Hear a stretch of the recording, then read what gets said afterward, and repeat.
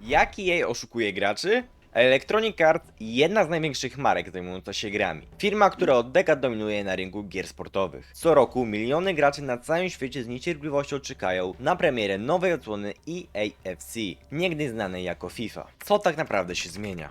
EA każdego roku reklamuje nowe EAFC jako rewolucję w świecie gier sportowych. Co roku słyszymy o nowych funkcjach, lepszej grafice, usprawnieniach mechanik. Ale czy to prawda? Jak widzicie, na przestrzeni ostatnich kilku lat zmiany są, ale czy naprawdę na tyle istotne, żeby co roku płacić pełną cenę za grę? Czy to, że zmienia się interfejs, to już wystarczający powód, aby EA zgarnęło kolejne miliony? Co prawda w tym roku się nie doczekaliśmy nowego interfejsu z głównego menu, natomiast w Karerze już tak, ale co ciekawe, mogłoby się wydawać, że EA zmierza w stronę bardziej przejrzystego menu, ale no nie tym razem. Ale to nie tylko tak, że brak zmian w gameplayu jest problemem. EA wciąga graczy w spirale wydatków poprzez mechanikę paczek i kart. EAFC, tak jak poprzednie FIFA, oparte są głównie na trybie Ultimate Team, który w ostatnich latach staje się coraz bardziej pay to win. Jak dobrze wiemy, skilla nie da się kupić, ale za to da się kupić paczki, dzięki którym będziesz miał takiego Mbappé czy Haalanda w składzie. I to bez rozgrywania ani jednego meczu. Więc mimo wszystko daje to naprawdę sporą przewagę. I EA doskonale zdaje sobie sprawę z tego, że aby konkurować na najwyższym poziomie musisz inwestować. I tu zaczyna się największy problem. Gra nie jest już o umiejętnościach, tylko o portfelu. Większość graczy, którzy nie inwestują w grę z setek, a nawet tysięcy złotych, nigdy nie będzie mogła rywalizować na równi z tymi, którzy wydają pieniądze na paczki. Ej, stop! Jeśli nie chcesz być jebany na kasę przez EA, to mam dla ciebie świetne rozwiązanie. Ponieważ znam taką stronę jak Eneba, gdzie znajdziesz FC25 oraz masę innych gier w świetnej okazji. I właśnie z tego względu robię konkurs na dowolną grę z Eneby do 50 zł. A jedyne co musicie zrobić, to subskrybować ten kanał, followować Instagram Cookies oraz Cookies Design.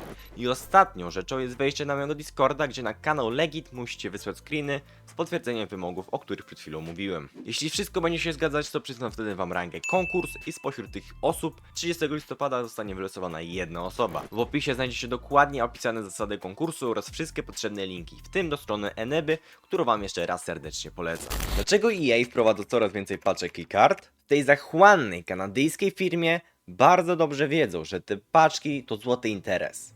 Coraz częściej pojawiają się nowe edycje kart, specjalne paczki, które mają wyciągnąć od graczy kolejne i jeszcze raz kolejne pieniądze. Każde nowe wydarzenie to nowe karty.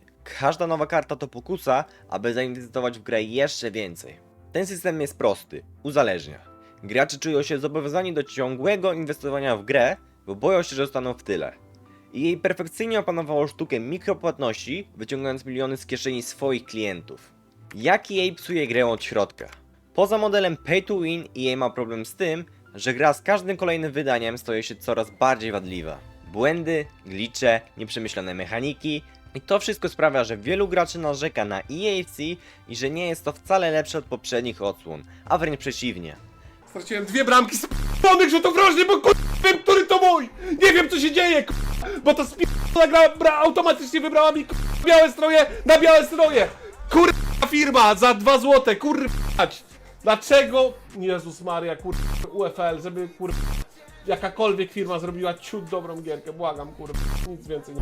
Czasem wydaje się, że jest gorzej, bo jeśli naprawią jedną rzecz w przeciągu roku, to zepsują drugą. I tak w kółko. Rok w rok widzimy te same problemy, a czasem nawet nowe. Pytanie brzmi, czy EA naprawdę próbuje stworzyć lepszą grę, czy po prostu skupia się na tym, jak wyciągnąć z nas jeszcze więcej pieniędzy? A jak już jesteśmy przy temacie pieniędzy, to co ciekawe, w tym roku Polska ma największe ceny ze wszystkich krajów za FC25. Także tutaj wnioski możecie sobie wyciągnąć już sami. Podsumowując, EA od lat stosuje te same chwyty. Każdego roku sprzedają nam praktycznie ten sam produkt z minimalnymi zmianami. A model pay to win wyciąga od nas kolejne pieniądze. Mechanika paczek, coraz więcej kart, ciągłe wydarzenia, wszystko to ma na celu tylko jedno. Sprawić, byśmy wydawali więcej, a w zamian dostajemy grę, która ma coraz więcej wszelakich problemów.